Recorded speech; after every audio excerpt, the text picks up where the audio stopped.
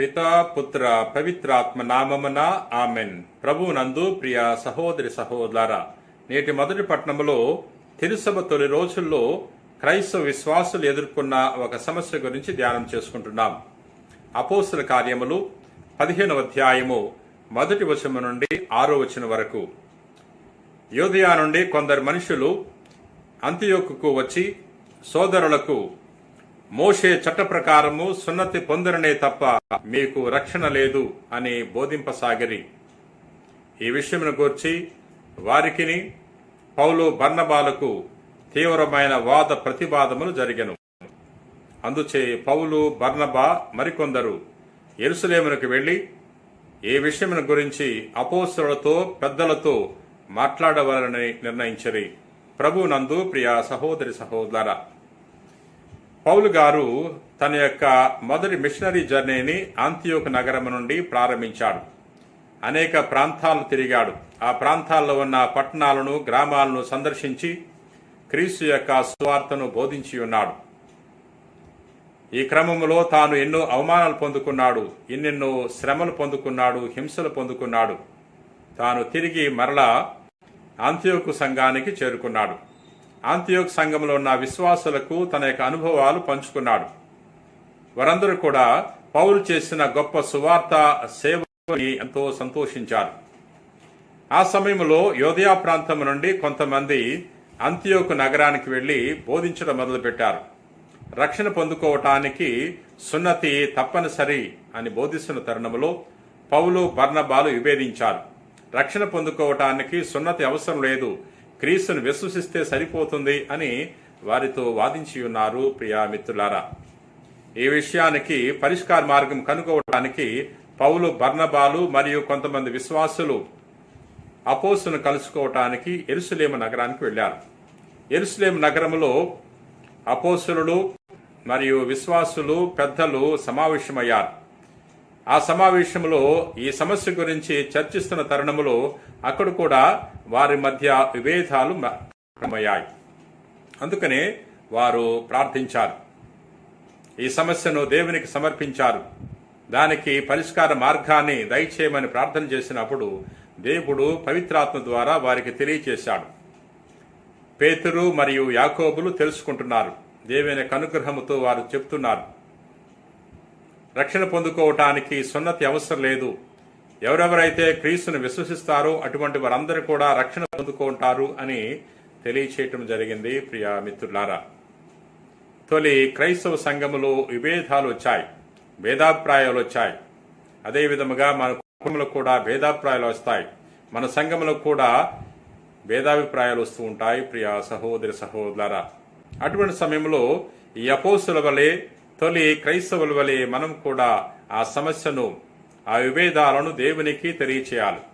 మనం ఎదుర్కొనే సమస్యలకు చక్కటి పరిష్కార మార్గాన్ని దయచేస్తాడు. ప్రియా మిత్రులారా, నేటి సువార్తలో యేసు ప్రభు నేను లేకుండా మీరు ఏమీయూ చేయజాలరు అని తెలియజేస్తున్నారు.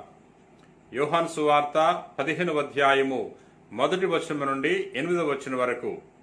నేను నిజమైన ద్రాక్షవల్లిని, నా తండ్రి వ్యవసాయి.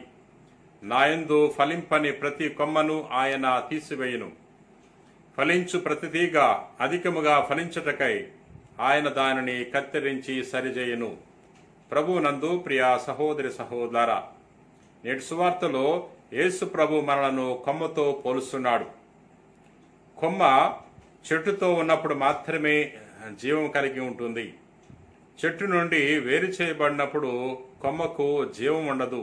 ఆ కొమ్మ ఎండిపోతుంది. ఆ కొమ్మ ఫలించటానికి అవకాశం ఉండదు. ఆ ఎండిపోయిన కొమ్మను అగ్నిలో పారవేస్తారు. అదే విధముగా మనం కూడా ప్రభువునందు లేకపోతే మనము ఎండిపోతాం, త్రోసివేయబడతాం, అగ్నిలో పారవేయబడతాం. ప్రియా సహోదరి సహోదరులారా, ప్రభు తెలియజేస్తున్నాడు, నాయందు ఫలించు ప్రతి తీగను నా తండ్రి కత్తిరించి సరిచేయును. అధికముగా ఫలించటానికి ఆయన సహాయం చేస్తాడని తెలియజేస్తున్నాడు. ప్రభువునందు ఉంటే మనకు జీవము, ప్రభువునందు లేకపోతే మనము జీవం పొందుకోలేం. జీవితంలో ఫలితాన్ని సాధించలేం. జీవితంలో విజయాన్ని సాధించాలంటే ప్రభువునందు ఉంటే మాత్రమే ఇది సాధ్యమవుతుంది ప్రియ సహోదరి సహోదరులారా. అందుకనే నేటి సువార్తలో యేసు ప్రభు 5వ వచనంలో ఈ విధంగా తెలియజేస్తున్నాడు, ఎవడు నా యందు ఉండునో, ఎవని యందు నేను ఉందునో వాడు అధికముగా ఫలించును. ఎలయనా నేను లేకుండా మీరు ఏమియూ చేయజాలరు. ప్రభువునందు ఉన్నప్పుడు మాత్రమే ఫలిస్తాం, అధికముగా ఫలిస్తాం ప్రియ సహోదరి సహోదరులారా. అందుచేత మనము ప్రభుతో ఐక్యమై జీవించటానికి, మరి ప్రభు యొక్క మార్గములో పయనించటానికి మనందరూ కూడా ప్రయత్నం చేద్దాం. నేను లేకుండా మీరు ఏమీ చేయచాలరని ప్రభు తెలియజేస్తున్నాడు. అవును, ప్రభుతో ఉంటే మనం విజయాన్ని సాధిస్తాం. పేతురు గారు, ప్రభు యొక్క శిష్యులు ఒక రోజున చేపలు పట్టడానికి వెళ్ళినప్పుడు వారు రాత్రంతా శ్రమించారు, కానీ వారు ఏమీ పట్టుకోలేకపోయారు.